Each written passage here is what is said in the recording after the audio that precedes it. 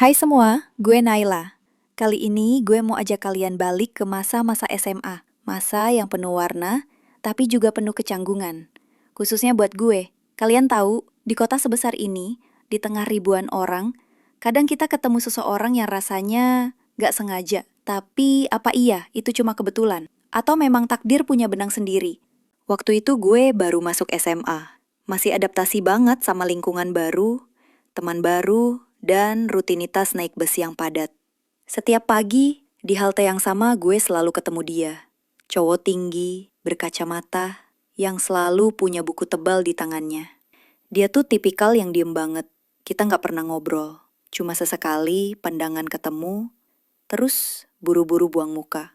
Ya, namanya juga anak SMA, gampang baperan dikit. Kelas 10 IPA 1 terlihat cerah dan penuh semangat.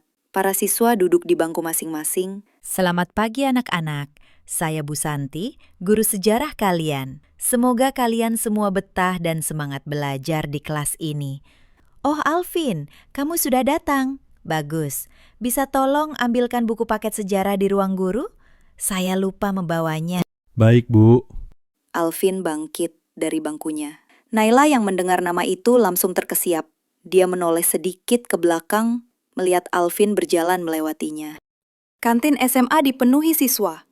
Tiba-tiba, Rina membawa nampan makanan dan menghampiri meja Naila. Sendirian aja, boleh gabung. Meja lain udah penuh semua. Aku Rina, dari kelas 10 IPA 1 juga. Boleh banget. Aku Naila. Mereka mulai mengobrol akrab. Rina dengan cepat bercerita tentang sekolah, guru-guru yang killer, sampai gosip-gosip ringan antar angkatan. Naila mendengarkan dengan antusias, merasa sedikit lebih nyaman. Nay, lo tahu nggak? Itu si Alvin. Dia temen SMP gue dulu. Orangnya pendiam, kutu buku banget, tapi pinter parah. Sorenya, gue ke perpus buat nyari buku sejarah tugas Bu Santi. Buku yang gue cari ada di rak paling atas. Gue udah jinjit-jinjit, tapi tetep aja nggak nyampe. Tiba-tiba ada suara di samping gue. Butuh bantuan? Gue kaget, noleh. Itu Alvin. Dia kayak hantu tiba-tiba muncul. Dia langsung ngambilin bukunya buat gue. Ini buku yang kamu cari kan, tugas sejarah Bu Santi? Gue cuma bisa bilang, makasih banyak ya Alvin. Dia cuma senyum tipis. Sama-sama. Dia nggak langsung pergi. Dia duduk di meja yang sama gue meski agak jauh. Kita sama-sama sibuk baca buku. Tapi gue sesekali nyuri pandang ke dia.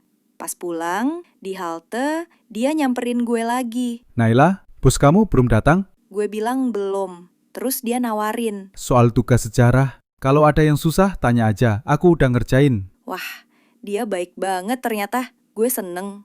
Kita ngobrol santai, terus dia ngeluarin buku dari tasnya. Dia bilang, Ini, coba baca. Aku rasa kamu bakal suka. Ceritanya tentang petualangan. Kalau kamu suka novel romantis, ini juga ada sedikit romansnya.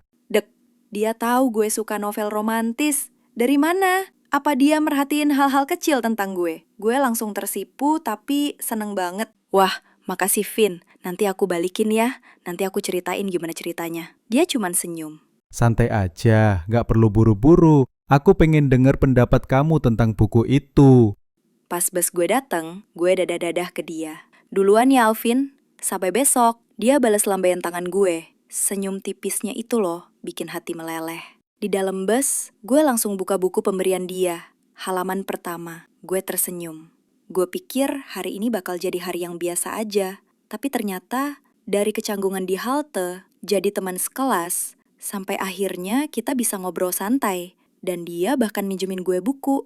Rasanya kayak ada benang tak terlihat yang perlahan mulai terjalin. Gue nggak tahu ini akan kemana, tapi gue suka sensasi penasaran ini. Kayaknya masa SMA gue nggak bakal sesepi yang gue kira. Dan mungkin Alvin juga nggak sedingin yang gue bayangkan.